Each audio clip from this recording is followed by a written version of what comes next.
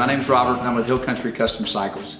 And we're here today to do an installation on this 2010 CVO Ultra Classic. We're going to take some of our new hell-bent bagger bars and put on this bike right here. These are 1.5 inches in diameter, and this is our latest release of bagger bars. Super cool, super nice bars. Anyway, we're going to put them on this bike and take you through the process on how to do that. So follow us along, grab you a cold one, and we'll show you how it's done.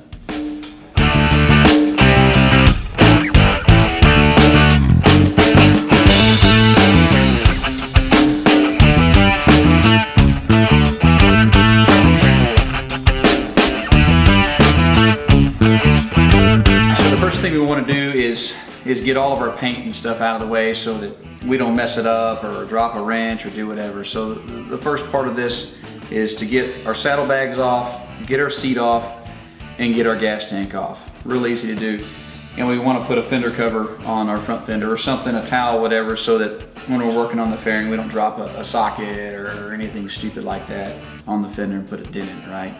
So follow us along, I'll show you how to do that. But one thing to keep in mind, you know, we're doing this video from a lift because we have one to work with and it makes it easier for filming. You don't have to have a lift. A simple bike jack will work just fine. It doesn't have to be off the ground. We're not taking the wheels off. At one point we're gonna have to turn the handlebars, you know, to access some bolts. But outside of that, anything will work fine, shop floor or whatever. So just bear that in mind.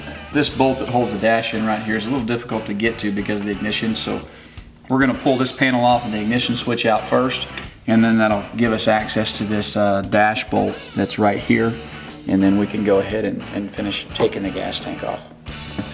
You want to turn this thing to the lock position, put your key in the switch, and what you have to do is turn this backwards, and that will release a pin and allow you to pull the switch out. But there's a little tab up under here that has to be pushed up first, and if you look from the underside you can see it. Now I can turn my key backwards and that releases my switch, and I pull this out. And there's the little tab that we're talking about. Some people can get their finger up underneath there. I couldn't in this case because of this chrome, but pocket screwdriver worked, you know, and push it right up. Next thing we gotta do, we have a T27 bolt on either side that we have to take out. And then this nut right here, we get a wrench and put on there and loosen that up, and then this panel comes right off.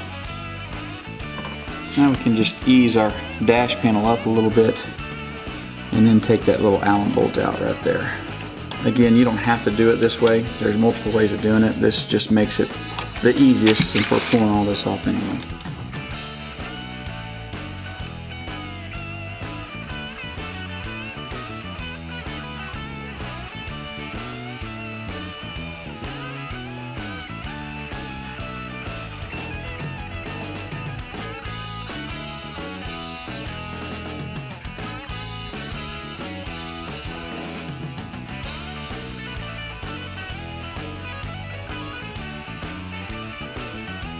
There's 4 tank bolts. There's this one here.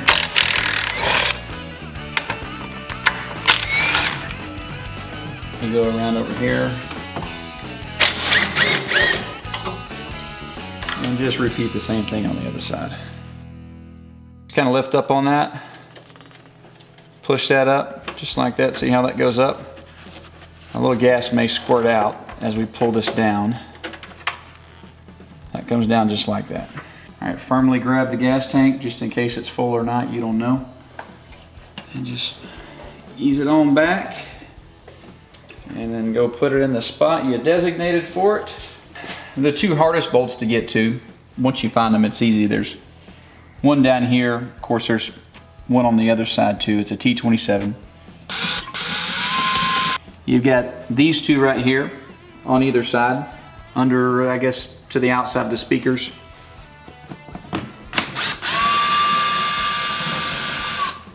So we've got the 4 back bolts out. The next thing we got to do, we need to get this windshield off, and in this case the windshield bag assembly there. So we're going to take these 2 bolts completely out, and then we're going to take this one almost all the way out. And there's actually slots in the windshield, which I'll show you, that allows the windshield and the bag to come off without the fairing dropping down. And then we'll take the fairing off once that's done. I'm just going to take this one out by hand. Our fairing should slide right out of here just like so. And we have our connector for the headlight. We'll go ahead and unplug those two. Notice how these are marked high and low, so we know how to put them back for later. Let's put those out of the way for now, and let's go find a safe home for our fairing.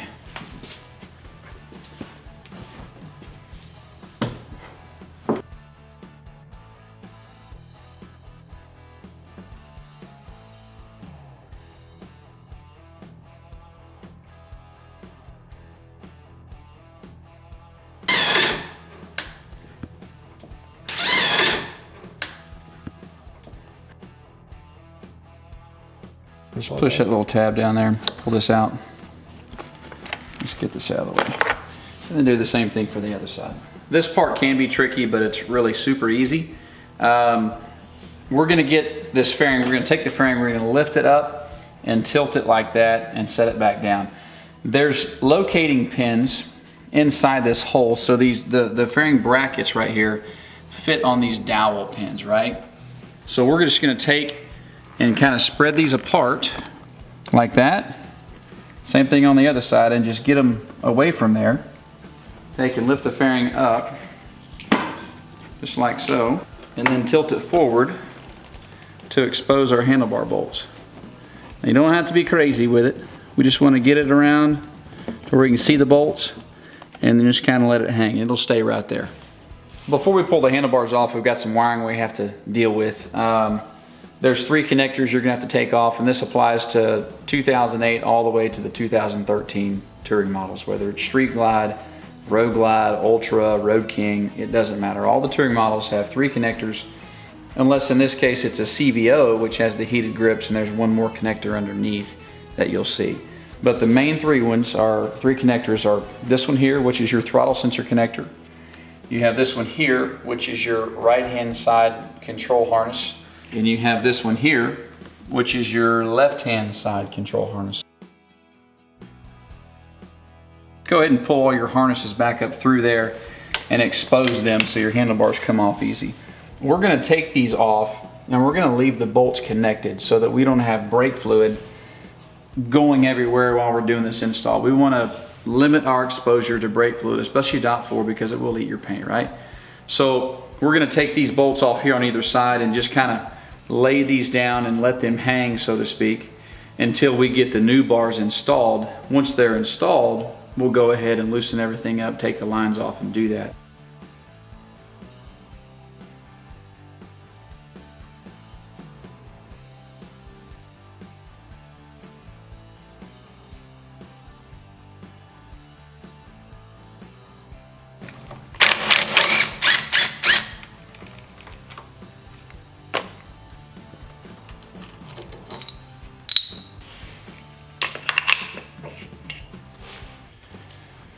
There you have it, halfway done. Now we're gonna take this set over to the shop and get our wiring and everything done and turn it into a plug and play kit, transfer these heated grips over, and then we'll see you shortly to put these things back on with the new bars.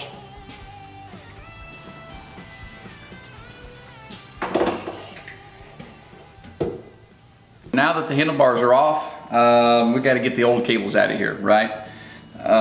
Real easy to do, just get your bolts off right there.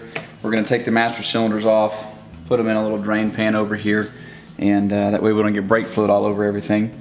And then we're just going to get these old lines out of the way. And you want to be sure and keep a pretty good eye on how the factory cable is routed. Like this one goes inside of the fairing bracket, so we're going to make sure that the new one does the same thing. All of your CVO or Screaming Eagle models have hydraulic clutch. If your bike has a cable clutch, we have a separate video to show you how to do a cable clutch. So you can check that out on our YouTube channel.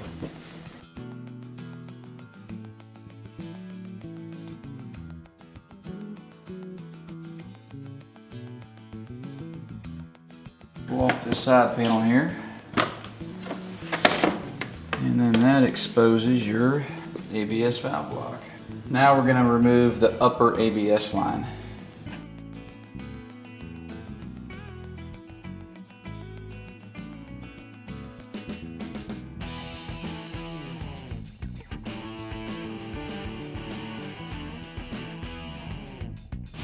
Be careful not to get brake fluid on your paint.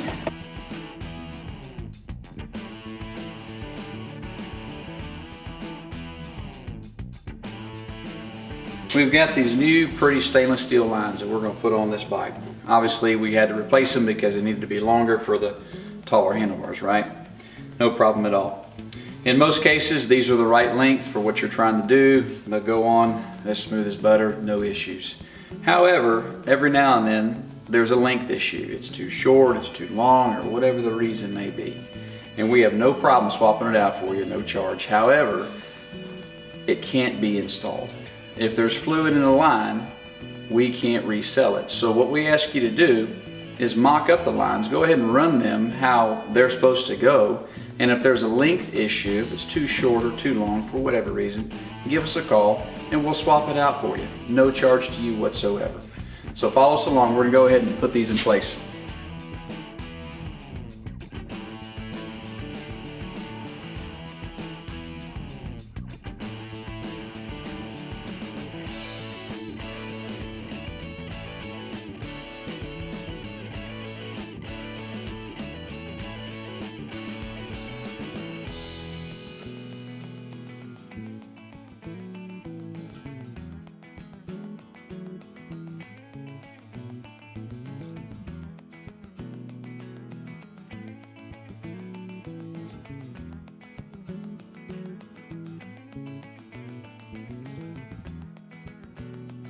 Follow your factory routing.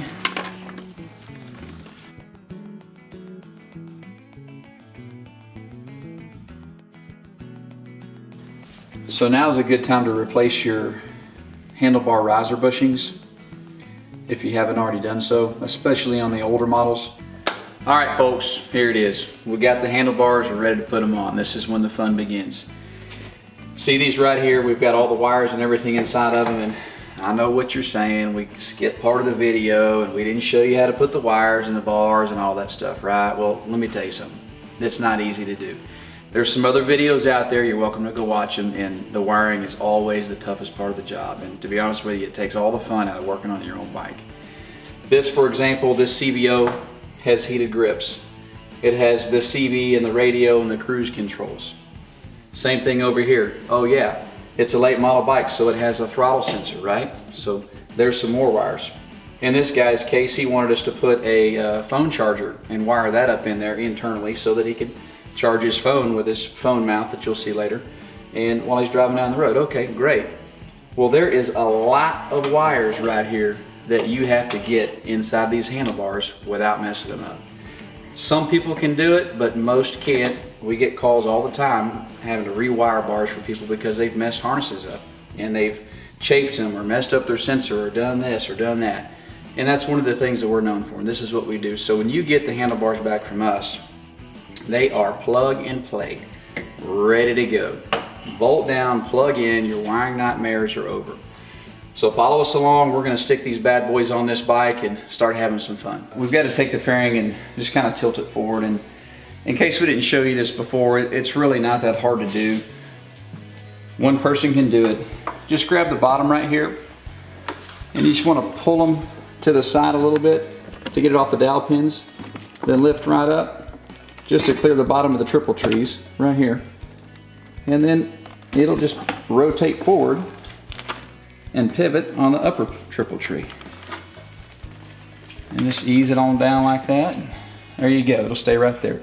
It pivots on these 2 points right here in the inner fairing bracket. It kind of acts like a hinge right there, you know. So this is out of the way. Now we can bolt our bars on, no problems.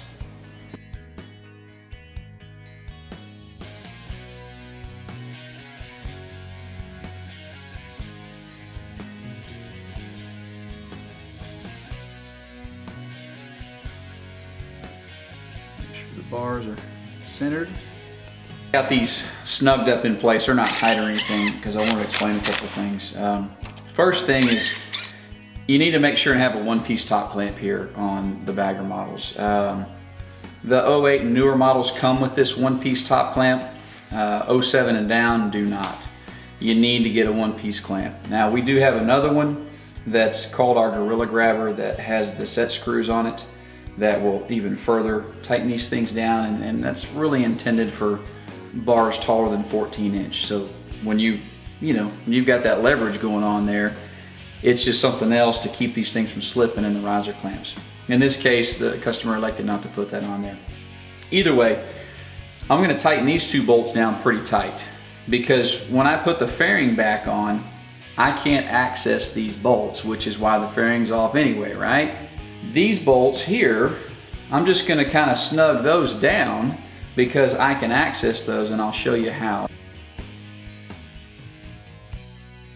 Next thing we're going to do, all these wires we put inside the handlebars, we're going to go ahead and just kind of fish these down on either side of the fairing and just put those in place so that when we bring the fairing back up, we can go on the front side, access the wires, and then go ahead and hook them back up where they're supposed to go.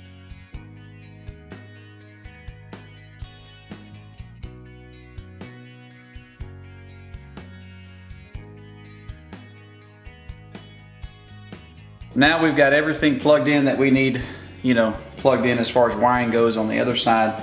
We showed you that. The purpose of that was to check everything. So if there is an electrical issue, and with that many wires in the handlebars, it can happen. We want to check everything. If there's a problem or something's not working right, now's the time to take it off, not when the bike's completely put back together and then you realize it and you have to tear it all back down. Or worst case, maybe you're paying somebody to do it. It's just not, it's not fun.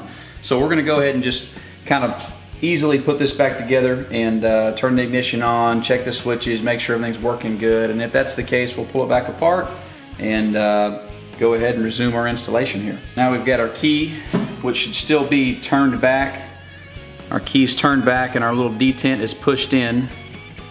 We're gonna put that back on in the locked position, come down, just push on the spring ever so slightly, turn it back to the locked position where you hear that little click, and there, it's in place. Now we can turn it to the neutral position, and everything comes on. We're looking good. We've got Gonna play Sleep Without You and Marvin Gaye's obviously volume. Gotta be 7 a.m. We'll have an appearance from Lauren Elena. That's working. We've got our right blinker working. Got our left blinker working.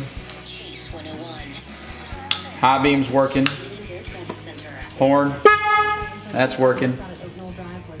Let's see if run works. I hear the fuel pump working. Make sure it's in neutral. Obviously it is. We're going to tap to start. Okay. We're in good shape. All of our switches are working. Now we can resume installation. We're going to go ahead and pull the ignition switch assembly back out and go back to what we were doing. We still need to make sure that our cables are the correct length. So, at this point, if they're not, you can arrange, swap them out or whatever. They haven't been hooked up or installed necessarily. There's no brake fluid in them, or in the case of a clutch cable, it hasn't been hooked up to the transmission yet. We're just trying to verify the length. And this looks pretty good. That's gonna be fine. Our master cylinder's right there, no problem. Brake line as well, that looks good. So we're gonna resume the installation, go ahead and put our master cylinders back on here, get our lines hooked up and tightened down, and then move on to the next step. We get phone calls frequently where someone's brake light is stuck on. Your brake light stop switch for the front brakes is right here. It turns your brake light on and off.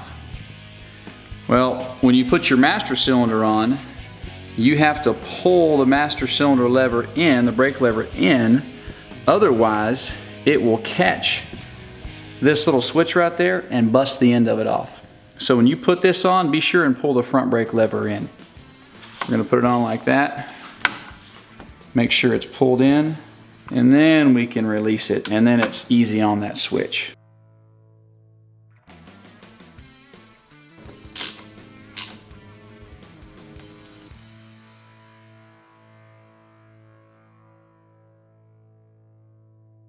Put the seat on, just to sit down here and then, see what these things feel like, right? So one thing I didn't mention earlier that I'll mention now is this handlebar clamp right here. There's 4 bolts that hold it down, and with the fairing in place, we can't get to those bolts. So during the installation, the 2 bolts that are under here that we can't get to at all, I went ahead and tightened those down, okay? but I left these two loose. And the reason I did that is because we need to adjust the handlebars. So here we are, sitting on the seat right here. I'm gonna take these handlebars and kind of move them wherever I think they feel best. We don't want to move it a lot, you know, and mess up the knurling, but we just want to get it to where it feels good. And then I've got an Allen wrench here that's short. You know, you can take one, chop the end of it off, or, you know, we've got them, you know, that we sell them in our install kits and all that stuff, but whatever. You want a short Allen wrench so that you can get under here like this. With a normal size Allen, or you can see like that, it's not going to fit in there unless it's a ball Allen, but this little dude right here will fit in there. And now I can tighten them down. And of course I'm going to have to put something on the end of this to get them a little tighter, but you don't have to take the fairing back off again to tighten the handlebar clamp. It just saves you a step.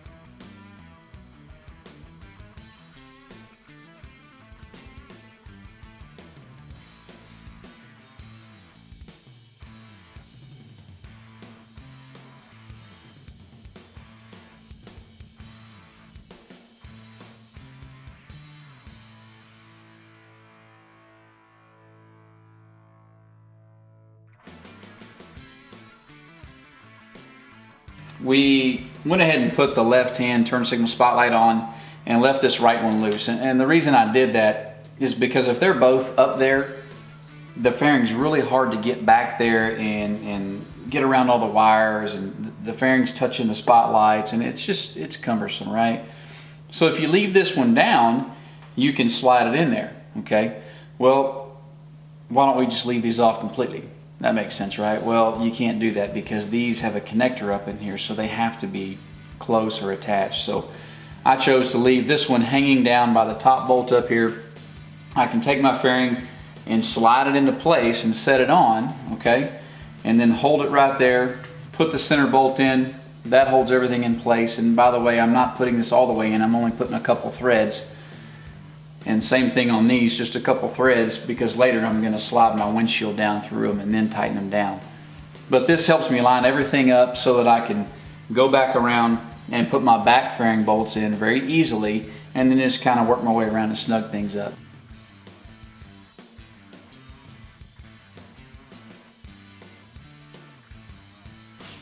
And we just ease the windshield on down, and it will pop right on top of the spots it needs to go. All the bolts are just somewhat screwed into the fairing. They're not tight, they're all just kind of loose, you know, so this thing can move around a little bit. Go check your fairing seal, check everything, make sure everything looks good, then go back and let's tighten all the bolts up, and then the outer fairing is done.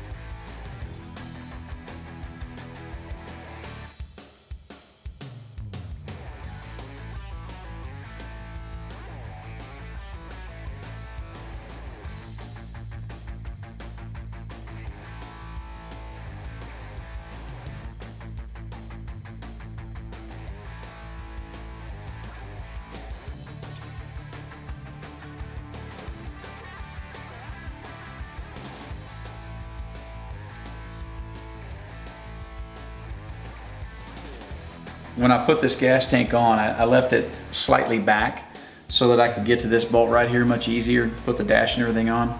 So now that everything's on, I'm gonna slide my gas tank forward and just put it into place. It was only about an inch or two I was back. And put my bolts in back here on either side, and then do the gas tank quick disconnect under the left side. Make sure it snaps into place and this spins freely. So remember, we took it out like this. So it goes in just like that. Slightly push down, and then turn your key back as to unlock it, and you'll hear that thing click just like that. And it won't pop back up. Turn it there, and let's turn it on. Make sure we got everything. We're good.